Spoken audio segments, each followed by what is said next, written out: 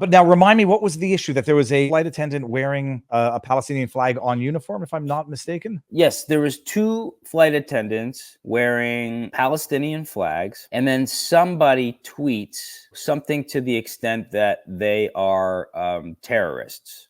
So the response from Twitter was, first they apologized. They go, yes, we're so sorry that you were threatened by those Hamas terrorist badges, which, they weren't. They were, obviously, we know Hamas is in Palestine, but that doesn't mean the Palestinian flag is a terrorism flag. These are the images. Yep. This is the Palestinian flag there. And let's just set aside the underlying concerns. I mean, people are going to say, okay, if they're going to associate the fear or the inappropriateness of seeing a Palestinian flag with the fear of terrorism. So set that connection aside. I'll just go with the standard one of this is inappropriate, even if it were the Israeli flag. Yeah, I agree. And so this is what was tweeted above that. Since 2021, we take our shoes off in every airport because a terrorist attack in U.S. soil. Now imagine getting into a Delta flight and seeing workers with Hamas badges in the air. What do you do? Okay, so that's the backdrop. I had this hypothetical where pilots attending or making certain statements about the conflict in the Middle East, it's not cancel culture if they lose their jobs. It's a question of whether or not reasonable people would fear that their ideologies could potentially conflict with their work obligations. Same thing with like nurses making statements about, not treating MAGA Republicans if they show up needing a defibrillator or something. All right, so that's the tweet. So that's sort of what motivated mine. That was kind of like, mine was somewhat of a spoof on that. I know your tweet a lot better than that one. Yeah. Great. I need to know if the flight attendant. Yeah. Yeah, I won't say the words if you don't want me to, but hey. No, you could say it. I just won't say it. They're going to okay. clip me saying it. I don't want them doing that. So I get on, this woman's leaning over, and she's got the big pride pin. And again, like some relation to my lawsuit where it's like, screw you, straight whitey, screw you, we don't want you. And then the pride pin now to me a little bit, it's like, okay, this represents 40 different ways people have sex, the gays, lesbians, but she had the one, I believe, that also had like the black stripe and the brown stripe. So it's like, this is a flag that is representing every type of person except straight white people. What's the point of it?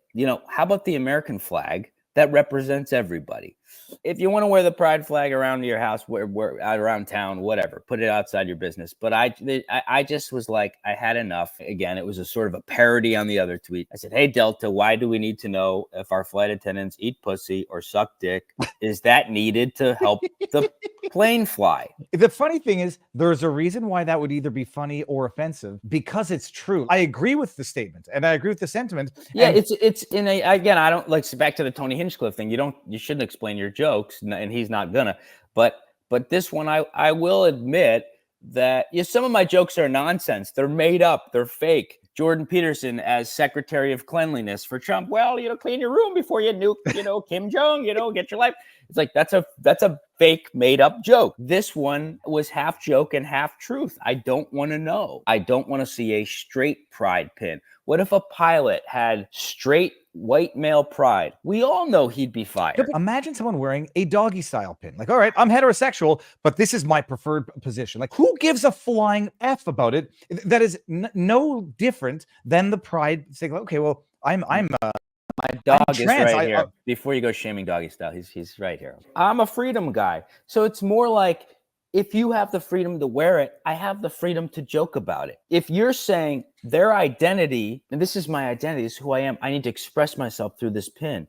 Well, I'll probably kill myself if I stop doing jokes, because that's my whole life. So I can't express my identity through making a joke about it. Freedom of expression is one thing. Your bounds on speech when you're representing a company is another. So you say, great, I'm getting on a flight. I needed to know if the flight attendant, her preferences for dietary consumption during sexual activity, and then you deleted it right away, or what happened? The woman's face was in it. I don't want to say maybe she's not a woman. I don't know. I'm going to get in trouble for that. The human person, her face was in it. And then another flight attendant, her face kind of got caught in it as well. I got a DM from the other woman, the older woman's daughter. And she said, hey, first of all, my mom hates this shit. She's a flight attendant. She hates the woke stuff, but her face is in it. And she saw the tweet. She's probably conservative. Can you take it down? I said, absolutely. I said, I don't want to cause your mom any problems. And I also realized like nobody's face should have been in it. This is a regular non-entertainer. I took the thing down like that. Friends of the one with the pin on reached out. Hey, I hate this woke shit, but she's a nice lady. Can you take? Sure.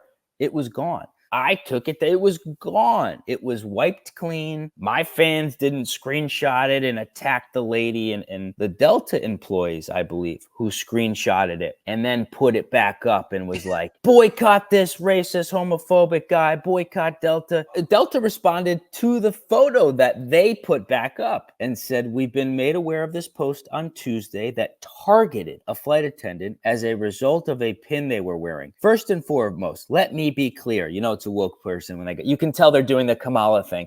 Let me be clear. Delta does not tolerate any type of discriminatory language against our people. As a result, in collaboration with your IFS leadership team, legal and corporate security, since we were able to identify the customer, they have been placed on the no-fly list. I got an official letter from Delta. I got a phone call. We need to have an important conversation. You've been banned for life. I called them. They won't answer and they won't call me back. I waited to post this. Like my goal was get back on Delta. The amount that I tour, I've missed shows. I've literally lost probably over $10,000. I've had to turn down gigs. I've had to cancel gigs because the amount that I fly, sometimes you go, that's the only flight that's going to get me there. And it's Delta. They probably looked into me a little more.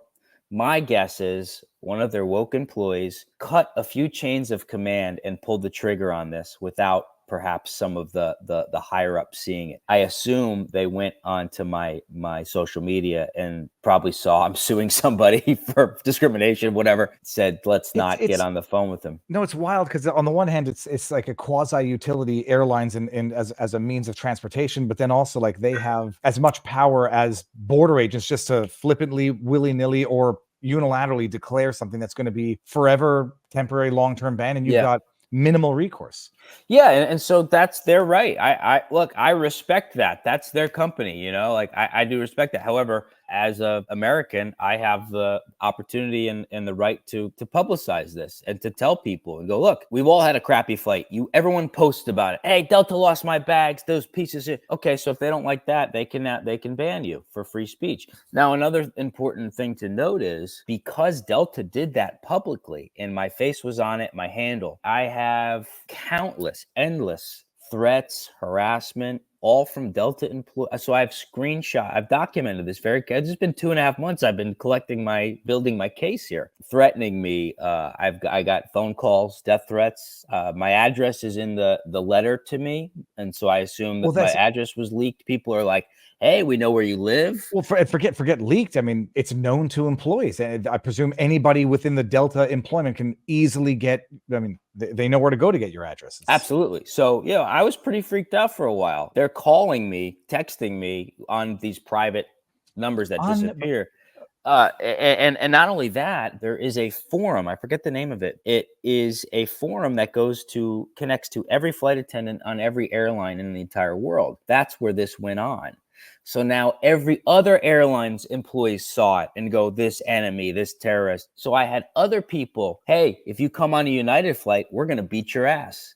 Ooh, can't wait to get them on my flight. And then I look at their photo and it's like Jim sitting in the engine of a plane and with a Delta flight attendant suit on. So I am prepared to release every threat, harassment with the face and the airline attached to them. Did you publish the letter? I know that I saw the video. Yeah, the letter's on the video. I ran into Jordan Peterson soon after this happened, and he said, just make a little 10-minute documentary. And so I was going to do that a little more professionally and hire a crew. I just didn't have the time. So I made my own sort of little, selfie video with all of the evidence. And it's like an 8-minute video. And I didn't put a whole lot of time into it, but well, dude, I like your shirt. I got banned from Delta Airlines for the rest of my life. They also announced they are going to fund a potential lawsuit against me. Like they're going to fund the woman who was in the photo, which I deleted. This is like that really set me over the edge, because this it was is institutionalized harassment. It's like, wait a minute, the thing was gone. It was gone. This is like the Streisand effect on steroids, where they're the ones reviving what they are claiming was hurtful and should be suppressed, presumably. Once they have you in their targets, they'll make you their project. I'll read the entire tweet. It says, any lawyers willing to help me. Delta Airlines banned me for life